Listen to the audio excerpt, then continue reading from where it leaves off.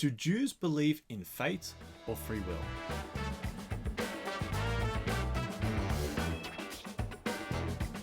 Here's my favorite free will joke. Knock knock. Who's there? Free will. Free will who? You're so predictable.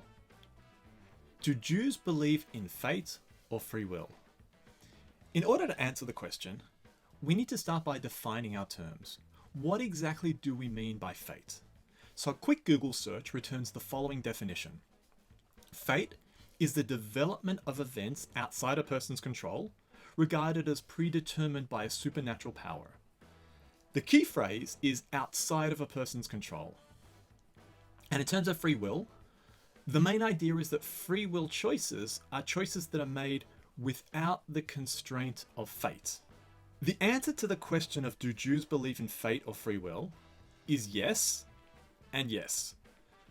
Some people think that the opposite of fate is free will. And in a very, very vague, general, non-specific layman's sense, it sort of is. But in a specific sense, and certainly in a specific Jewish sense, fate and free will are not opposites.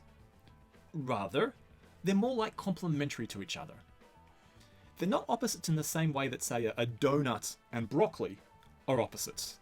Rather, they can be complementary, like, say, different flavors of donuts. So it's totally okay to have more than one at the same time. So here's why fate and free will are not opposites. Some of the choices that I make are free will. Those choices are really, really up to me. For example, whether I choose to give charity to a homeless guy on the street corner or not is probably a free will decision for me. I could have given a few dollars or not.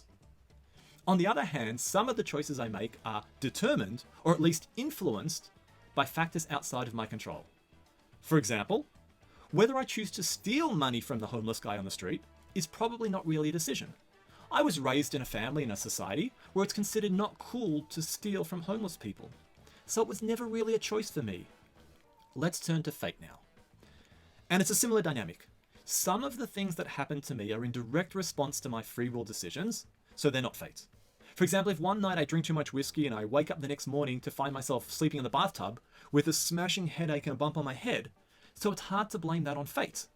It happened to me because of my poor, very poor free will decisions. On the other hand, some of the things that happen to me can be entirely independent of my free will decisions. If I'm walking down the street one day minding my own business and I get hit on the head with a meteorite, so I have a smashing headache and a bump on my head, so that's fate. And by the way, in case you think that that's an entirely fictional scenario, I will have you know that there was a National Geographic article where they reported the odds of being killed by a piece of rock from outer space are about 1 in 1.6 million. So it's possible, albeit super extremely unlikely. Anyway, it comes out that we make free will decisions and we make not free will decisions. And we experience fate outcomes and we also experience not fate outcomes. And by the way, just in case you're wondering, that whole fate thing, that sounds kind of unfair. So let me just add 2 short qualifiers. Reward and punishment are 100% based on free will.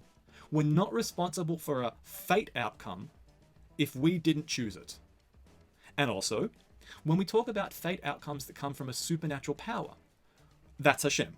And we have to remember that Hashem loves us. And the guiding principle behind everything that Hashem does is that he loves us and he wants the best for us. Okay, this was a big topic, so there's a lot more to say for another day. But for now, let's summarize what we said today. Does Judaism believe in free will? Absolutely. Some of the decisions we make are free will decisions, and we'll have to live with the consequences of them. Does Judaism believe in fate? Absolutely. Some of the things that happen to us are determined by Hashem and are entirely outside of our control. Fortunately, we're not responsible for these things, although it is good to know that Hashem always acts with our best interests in mind.